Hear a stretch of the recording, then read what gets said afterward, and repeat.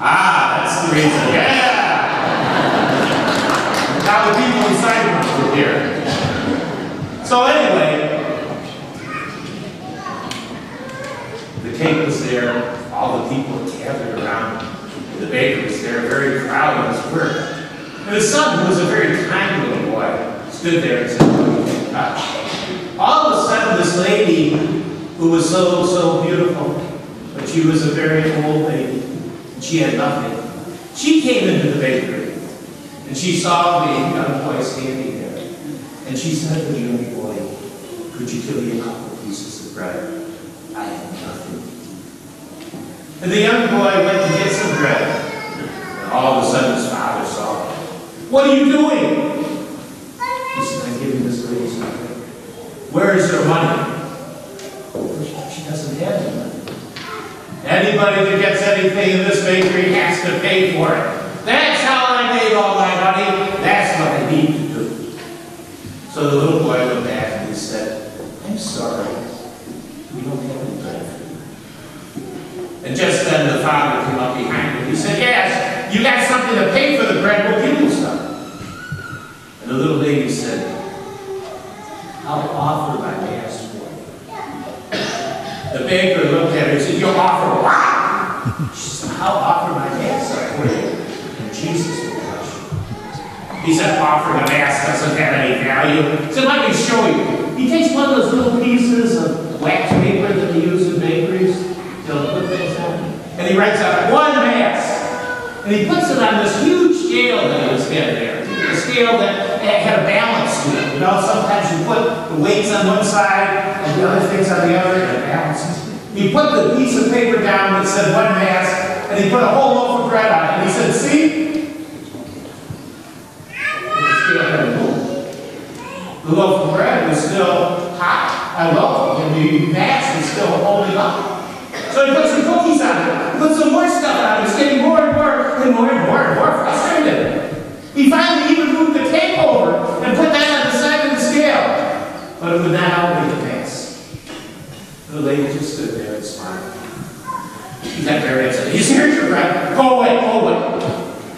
Well, she started her lonely journey up to the church. And all these people had been standing around and watched this. They had seen what the baker did. They had seen what happened. They had seen that power of that 1 mass outweighing everything in the baker's shop. So gradually they started towards the church. They went up and got closer and closer and followed the lady in the church. And all of a sudden the baker's wife, she took off her apron and she went, "Where are you going?"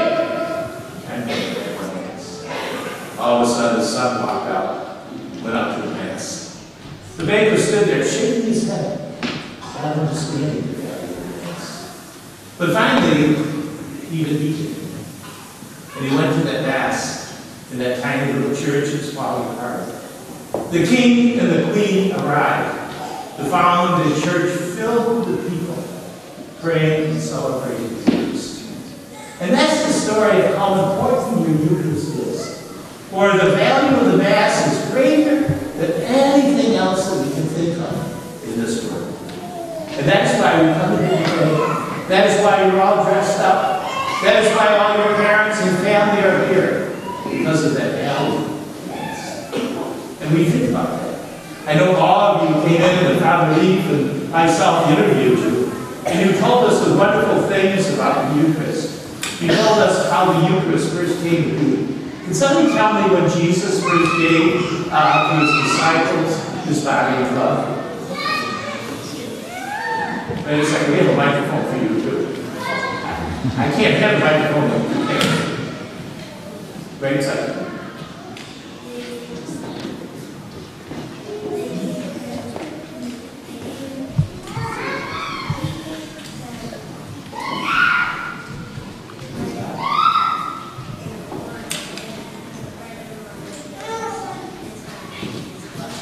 Blessed and David. Does anybody know when that happened or what time that happened? Anybody? Right here. At the Last Supper, yes. And what happened to Jesus the day after the Last Supper?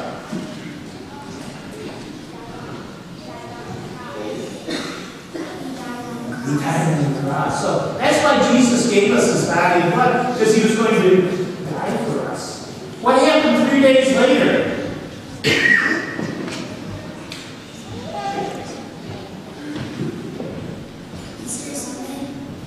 right? He rose, okay? And that's a very good gift because Jesus, our risen Savior, helps us. But He wants to come to us in a very, very special way. And so therefore, He gives us the Eucharist, His body and His blood. And that's what strengthens us. That's what makes us feel Jesus within us. And that is why each and every Mass is so important. After you make your first communion, when do you go to communion again?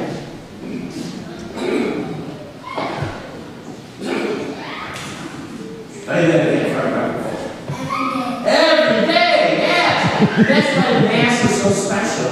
Because of the fact it's always there to strengthen us, to let us know we love Jesus, and to give us strength to do His work. And the gift of the Mass is far greater than anything else.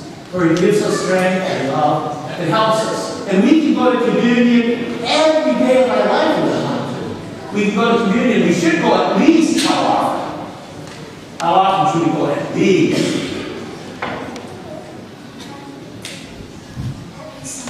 Every Sunday, okay? So we should do those things to show Jesus we love Him and to show Him that we appreciate the gift of His Eucharist and the gift of His love.